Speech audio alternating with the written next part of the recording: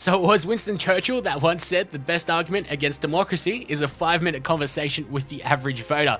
We're going to test that theory out right now with a bit of political simulation. Democracy 3. The game's been out for quite a while. I know a lot of you guys have been asking me to play this, and I've been hanging out for quite a little while because I'm, one, rather intimidated by the game, and two, there's been lots of other games that I've been wanting to try, but this seems like it will fit right into my channel. After all, I do love my political games, Tropico being pretty much the more predominant one, but this is a bit more serious. It's more of a simulation, and of course, we can play as Australia, and that's what we're going to go ahead and play as. Now, there's about 6 different countries, I'm pretty sure. UK being one of the easiest ones. I was watching some videos of the developer, trying to get a bit of a grasp on the game, see how he was thinking when he was making it. It seems like it's a really good, well thought out game at that. But they're pretty much all Western democracies that we can play as. France, Germany, United States, Canada, and Australia, of course. I'm not sure if they range in difficulty or not, but I know that UK is one of the easier ones. So, but of course, I am Australian. If you can't tell, then I don't know what you're doing watching me. But let's hop right into it. So Australia is the world's 6th largest country by total area and the world's 12th largest economy. A relatively wealthy country, it has the world's 5th highest per capita income. Australia is a member of the G20, OECD, the Commonwealth, and the UN. The head of state is Queen Elizabeth II, but government is controlled by the Prime Minister. The Australian economy is characterised by low debt, continuing economic growth, and low unemployment. Pretty much perfect compared to probably the United States and pretty much all these other nations. Like, of course, France probably doesn't have the best of economies, and UK. Australia is doing quite well in terms of debts and all, but Tony Abbott was voted in the Prime Minister about 2 months ago, so we're going to be playing as him, hopefully. I see that some of these stats are quite wrong, because the population of Australia hit 23 million quite a little while back, I'm fairly sure. Almost a year ago now. Life expectancy, 82 years, which is pretty much on track. Clearly we make a fair amount of money. GDP per capita, 50,000 for America, 41,000. So clearly Australia, we are quite the rich folk, but then again, we pay through the nose for a lot of shit. And believe it or not, Adobe, the Adobe Creator Suite 5, Creative Suite 6, it's actually cheaper to fly to America, buy the Creative Suite there, and fly back to Australia than it is to buy it online. Leave that. Anyways, I'm not really sure how this will be as a Let's Play, because there'll be lots of talking and a lot of reading. Not much action happening on the screen apart from me doing some clickety-clicks. We've got religion. That's definitely not right. Australia's probably about 60% Christian, and then, well, religion in general is dying out. In Australia, obesity rate's 21.7. We're probably beating everyone there. Actually, there we go. Obesity rate 30.6. I think we might even be beating America these days, which is clearly not something to be beating any country at. But Big Mac Index, $4.62. $4.02 in the US. $4.63, jeez. But these are all made up stats. Like, if we've got maple syrup consumption for Canada, we've got, what do we have? Vegemite consumption, 22 million jars a year. This is obviously just a piss take on countries. Beer consumption and sausage consumption. Jeez, those Germans are lucky. Cannabis use. Is France known for its prevalent cannabis use? Interesting. And tea consumption, 2.3 kilograms a person. That's quite a bit. But let's go ahead and start playing as Australia. We are going to be the Liberal Party, who are the, well, they're part of a coalition, but it's pretty much just the Liberal Party. Term lengths in Australia are 3 years, but the Prime Minister can pretty much call an election anytime he wants within those 3 years, which is a bit different to most countries. I know that the UK now has fixed terms as well, and America has 4 year length terms, and we have no limit as well. A couple of things that in the American system, it's kind of weird because you guys, like, once you're 18, to me, you should have like all, or whenever you're an adult in a certain country. So 18 in Australia, 21, I guess, in America. But when you're a fully recognized legal adult, you're allowed to drink alcohol and all. You should be able to like run for president and prime minister and all that stuff. But in America, I think if you want to be a senator, you have to be like 35 years old. And there's some really archaic laws like that which don't really make all that much sense. I guess they're just more for nostalgia, because after all, America does have a rich history, as do pretty much all other nations apart from Australia. We are a fairly young nation, but we are going to be the Liberal Party against the Labor Party. Liberal Party are the Conservative Party in Australia. I know your mind might be completely screwed over. And the Labor Party is the more socialist party. We want hurricanes. Australia doesn't really have earthquakes.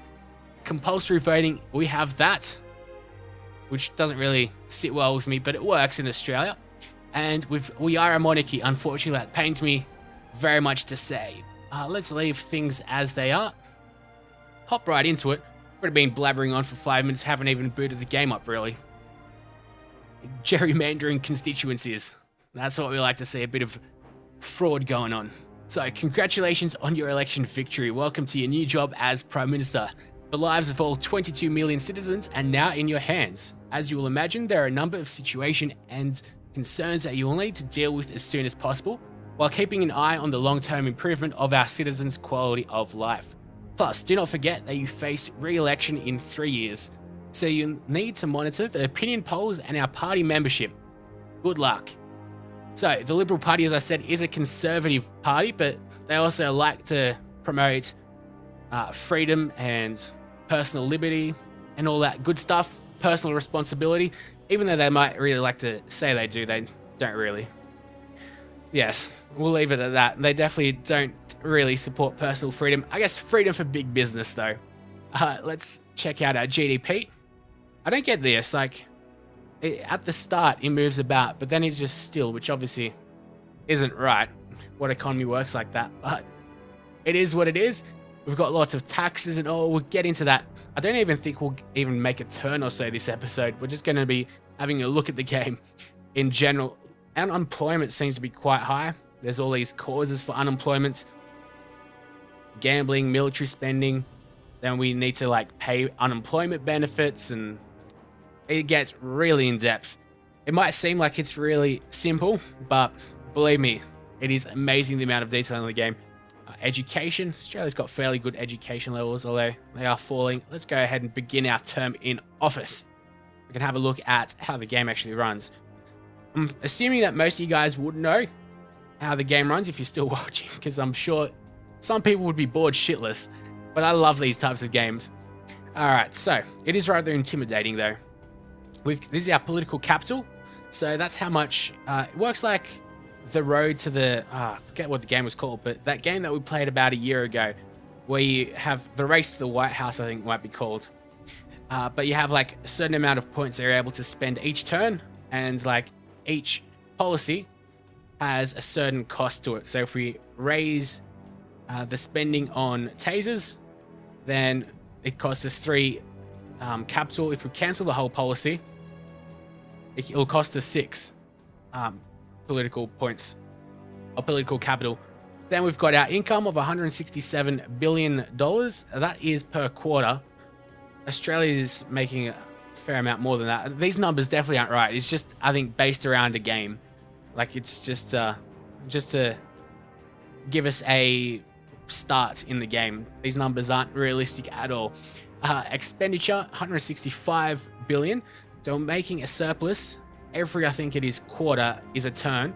So we're making $2.63 billion, but we need $265 billion to pay back in debt. So hopefully we're going to get on track of that. Now these blue things are, let's click, what are they?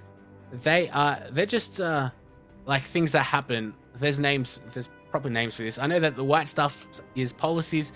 These are like problems. You might be able to hear my Origin in the background, which is no good. I hate Origin with a passion. I always forget to turn it off. But I'm sure there's a way that you can turn off and appear offline. But anyways, what we want to do first off is, of course, because we do love our personal liberties, and this is probably going to be based around my political beliefs, what we're going to do first off is have a look at narcotics and what it affects. Firstly, that's what we should look at. So we're in the Law and Order tab. We hover our mouse over it. We're able to see who it affects. the Conservatives, parents, and Liberals. It affects crime, organised crime, and legal drug consumption. The amount of legal narcotics such as cannabis, heroin, and ecstasy that are consumed in the country. Obviously, if these drugs are not legal, the value will be zero. As these drugs are a commodity available on the free market, their consumption will be affected by the GDP of the country as well as the extent to which they are legal. Some governments may wish to use consumption of them as a target for taxation. Now, personally, there's real no way that you can win this game. Like, it's more just to experiment with and have a lot of fun with and try different things, and that's what we're going to be doing. I'm not fussed about winning. We might lose in our first term, whatever. It is what it is. We can always play back as a different country, or maybe even just as Australia again. But first off, is we believe in personal liberty and freedom and all those nice things. Should drugs such as cannabis and heroin be legalized? Supporters suggest that it is the crime associated with the buying black market drugs that cause problems, and legalizing narcotics would reduce crime. Opponents point to the health risks and say it would be giving into criminals. See, the problem is that it really wouldn't be giving into criminals because the government would own it, would create the drugs itself. They'd be obviously much more pure. There wouldn't be any cutting down of the drugs, and you know what you'd be getting if the government got involved. Unfortunately, it costs me 27 political points to raise, and I don't have enough political capital. So I think what we're going to do is, we should use our political points because they don't all carry over. So let's see what else we've got. We want to have a look at all of this. How about creationism in schools? So clearly, creationism versus evolution is still a problem in Australia. Seems like we've got an Aboriginal lady, Alice Williams. Good to see that we have a woman in cabinet, because in Australia we only have one woman in cabinet, unfortunately. And the Prime Minister has appointed himself as a Minister for Women, as you do. So, a bit of battle has raged about the way children are taught evolution versus creationism. Scientists and liberals consider it obvious that evidence-based evolution should be taught in science classes. Some religious groups feel that it is wrong to teach evolution or Darwinism as fact when it remains an unproven theory, or that creationism should be taught as an alternative theory in science. The government has to decide what is taught in our schools. So clearly the voters don't really care. But I believe very firmly that only science should be taught in science. That is why we're going with the evolution only route. But unfortunately, I also don't have enough political capital. So if I click on apply changes, I don't have enough money. So there goes that thought. Maybe we could fund science a little bit more. Now, we can have a look at our income. Most of our money comes from the income tax and then the carbon tax. Carbon tax in Australia is a very, very, very much debated political policy.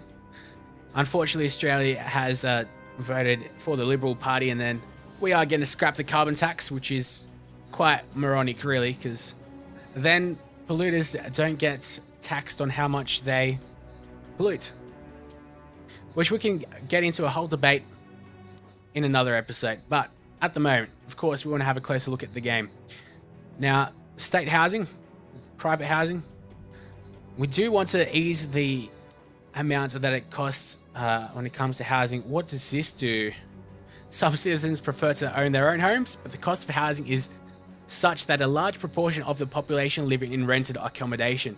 State housing is provided at a reduced rate to those who cannot afford to pay the market rate. This can be expensive to fund, but the social benefits are also significant. I wouldn't mind spending a little bit more. I do want to ease the costs. Seems like private housing is going to go down a bit, but equality is going to go up a little bit. It seems like it's quite popular as well. It's going to take 16 turns to implement the change. But I'll apply it. All right. There goes a couple of our political points. Now, the opposite of the carbon tax, what the Liberal Party has proposed is a... geez, the word escapes me now. God damn, this is embarrassing. But direct action plan, that's what we wanted, which obviously isn't really much of a policy. It's not even in here. Direct action, which is just like dangling a golden carrot in front of polluters. So they don't get actually taxed for polluting, but they get benefits from the government for reducing their carbon emissions. Let's see what else we can change about defense spending. That will obviously affect the Patriots and all of them. We're still in surplus though. Actually, I don't think the changes have gone into effect really. Geez, we have really low popularity as well. A value below 50% at the election indicates failure at the end of the game. This is an overall measurement of every potential voter, but does not take into account who will not vote on the day. Voting is compulsory, but I think this last election, it was, I think 8% of people didn't even bother to vote. So, and it's a $20 fine, but if you're not registered to vote, then ain't nothing gonna happen to you. Now, let's see, what else can we affect and change? We don't like the amount of spying going on, which will increase crime. It'll make conservatives love us a little bit more. I'll apply this change. Let's see, where is our expenditure going into? State pensions and then the state health service. State schools, military spending, road building. So most of these things are really state responsibilities in Australia. Like state housing, that's all a state responsibility, not the the federal state, not the national state, I guess you'd call it. State schools as well. Most of these, I guess, the government pays money into the states to bribe them pretty much. Like police force, I guess Australia does, of course, have a national police force as well. All right. So what else we got? Wiretapping. Oh, we want to change that. From a law and order perspective, wiretapping is an essential weapon in the fight against organized crime and terrorism. The problem is that it's difficult to prevent misuse of such a system, and liberals are keen to point out how widespread wiretapping is a very sinister sign of a police state. Indeed it is. So, we definitely don't want universal monitoring. We want, with government decree, what's the next one? With judicial order. On police request, widespread, no. With police chief consent, no. We need another branch of government to allow it to happen. I like the judicial order. We don't want to go all out and with government decree. We want judicial order. So let's apply that change. That's going to cost us, well, it's not going to cost us anywhere near as much. And this is our time. Here we go. We've got 12 turns left till the next election. Have a look at our debt. Global economy is clearly on the downturn. Let's get out of here. We can look at all this other stuff, intelligence briefings. You can see like who the terrorists are and all that other bad stuff. You got polling groups. See how the people love us. The motorist party. Don't even get me started on the Australian motorist party. There actually is a motoring party in Australia, and they actually got voted into the Senate. In Australia, we've got something very similar to America. We've got the lower house and the upper house, the Senate. Senators are voted in for every 6 years. And it's not really, I guess, good democracy is how I would say it works in the Senate, the voting, because it's all shady backroom deals between parties, and you don't really need to get that many votes to actually get voted in, because the motorist party in Australia, the guy that was voted in, well, there's videos of him on YouTube flinging kangaroo shit at his friends and stuff like that. It's really weird. But see what else we've got over here. Political parties, how many members we've got. Holy shit. How does that work? Why does the opposition have so many more members? And they were the Jehovah Party as well. We only changed them to the Labour Party just then. Alright, we got our ministers as well. Well, that guy looks a lot like the previous US ambassador to Australia, except he wasn't black, he was white. If only that guy was white, he'd look exactly like Mr. Black, who was the ambassador from America to Australia. Now let's have a look at what else we can change. Not much else, really, at the moment. Let's go into the next turn then, shall we? Misrepresenting the Constitution, inventing the internet. Every government likes to say they invented the internet. I wonder if that's actually specific to Australia. The Prime Minister did make a little bit of a gaffe in terms of that. Oh, I always get the GDP to be on a downturn, unfortunately. Crime's on the up. Everything else seems to be okay. The government is not popular amongst its citizens. Only 28% intend to vote for us. That's a bit more than whatever it was before. Our cabinet seems loyal to us. And we have a small surplus. That's good to see that we're making more of a surplus. Now, I should be able to affect narcotics. We want to legalize all drugs. See, this supposedly only like affects cannabis and heroin and ecstasy, I think it was, but actually, I think we can even see legalize cannabis, LSD, and all drugs. See, personally, steroids should be legal, and personally, all drugs should be legal as well, but don't even get me on performance-enhancing drugs and why they're illegal. In America, Joseph Biden, back in the good old 1990s, he was pretty much the guy that banned performance-enhancing drugs, even though all the other agencies, government agencies, said that it would not benefit anyone at all. Like, these are both law departments and health departments all said that it would not be a benefit at all. But of course, Joseph Biden and his other butt buddies voted to ban steroids, and now pretty much the general public are really ignorant when it comes to that stuff. Anyways, there's my little rant over, and we've got no more political capital left, pretty much. So that's that done. Let's see who that is going to affect again. Parents, that's going to affect them negatively, and that's going to add a bit of crime to the mix. Because we've increased wiretapping and CCTV camera, or we've decreased the funding for them. So we might have to spend a bit more on extra police, on police force. Only cost 4.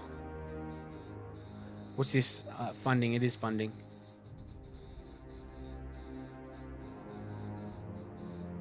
And then a lower crime, obviously. It's a bit confusing because it seems like crime, like it'll be more, but that's not what it is. We're going to have to cancel this.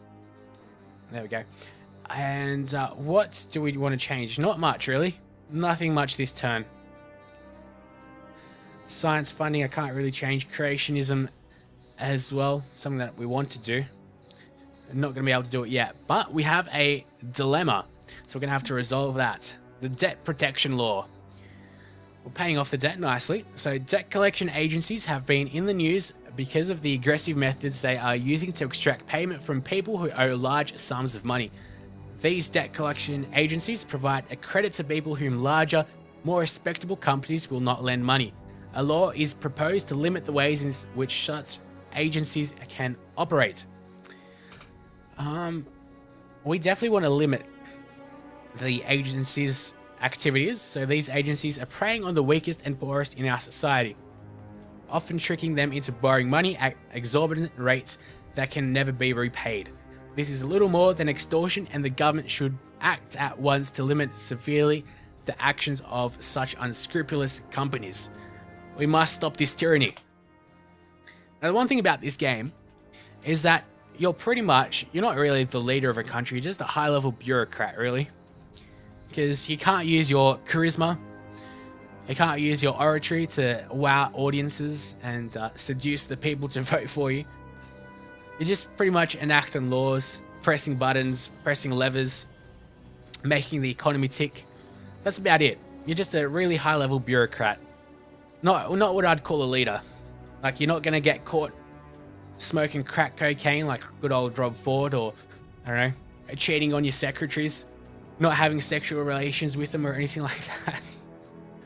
Alright, so that's it for this turn. Let's buy some votes and keep on inventing the internet. The GDP is going way down. Oh, we're going great. Crime's also on the... Oh, Jesus Christ. Antisocial behaviors increased. Alright, the budget surplus is only 636 million. Oh, God. It's going down now because our GDP's falling. Alright, let's see. How can we stimulate the economy? We must do something. Let's see. GDP. See, what directly affects that? Pretty much everything, of course.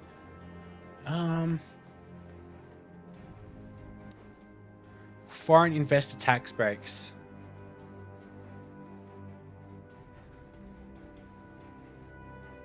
So that'll actually increase our GDP.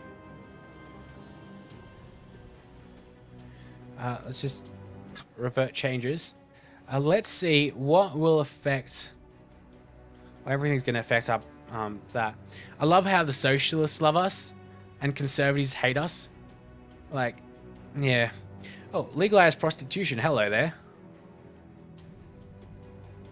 What's this do?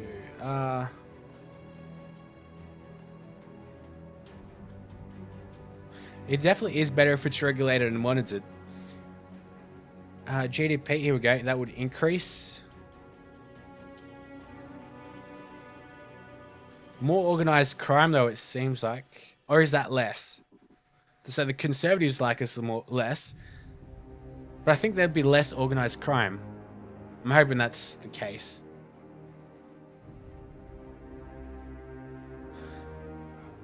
Yeah, it's obviously going to be a severe decline in family values. Not like we really care about them anymore with like no fault divorce and anything. The amount of people cheating on each other. Others claim that as prostitution is unlikely to disappear, it's been pretty much the oldest profession since forever. Even if legal, it's better for society and prostitutes that the practice is regulated and monitored rather than criminalized. So prostitution is actually pretty good for people that are disabled and all, because, you know, unfortunately they can't get any. So I'm going to enact that, make the disabled people happy. Let's see, who can absolutely love us? But we go to some polls. No, that's not polls. This is polls. Here we go. Retired people love us. They're very cynical.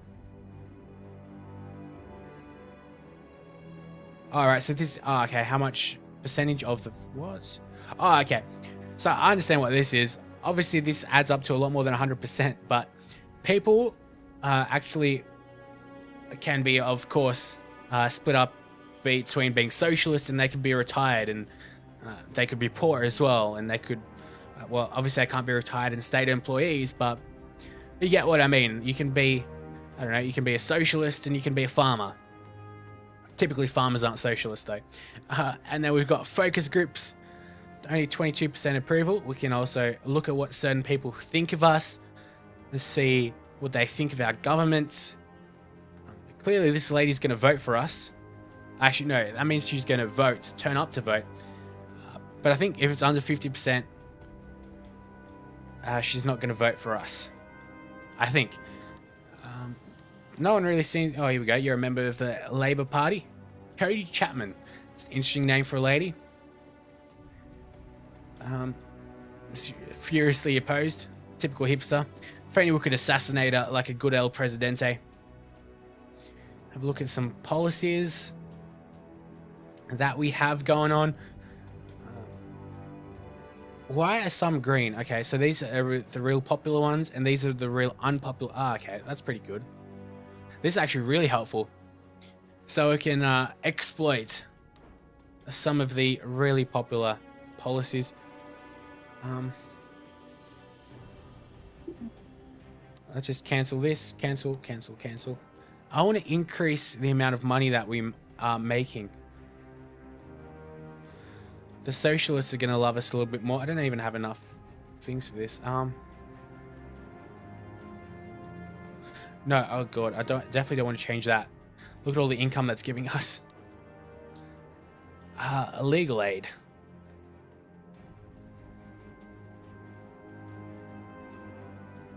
That would help us quite a bit. Actually, we can put quite a bit of money into that. Alright, the crime is definitely on the up and up.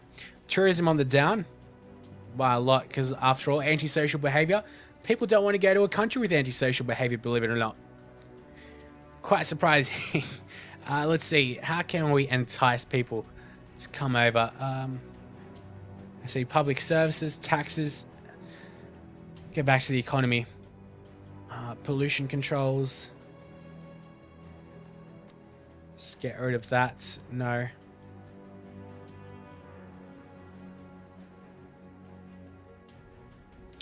That's labor laws. Foreign investor tax breaks. No, we can't really change any of this. These are like things that get affected. Welfare. Let's see. Where's tourism? Is that, well, obviously they don't vote for us, but tourism's of course good for the economy.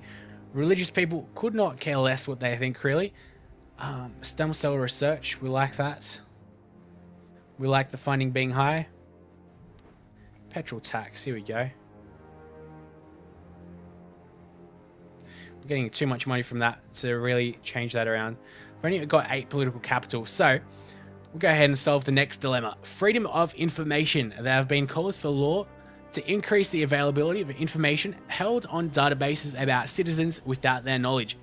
These include the records held by private medical companies, insurance companies, and debt collection agencies, as well as information held by government departments. Nobody likes the idea of government holding information about them, but in some circumstances, this needs to be done. The government isn't out to spy on everyone, but passing this law will make it harder for the intelligence services to keep a watch on serious criminals and terrorists. It will also affect a large number of businesses who have customer databases who will be swamped with yet more bureaucracy. So I don't like the idea of a Freedom of Information Act acting on businesses. It should be on the government, but... So we are going to reject the proposal, also because crime is starting to become a problem. Now, I would personally prefer a Freedom of Information Act, but we're going to be realistic, and we must reject the proposal. And with that being said, that is going to be the end of this episode. We only got up to 2 terms, or 6 months, 2 turns. So hopefully you guys are going to enjoy this Let's Play. It'll be interesting to see what you guys think of it. Lots of talking, lots of gibberish going on in the background, but hopefully you guys don't mind and actually like it, because I know a lot of you guys wanted to see some of this. But until next time, if you've enjoyed, make sure you like the video, and I'll see you later in maybe another episode.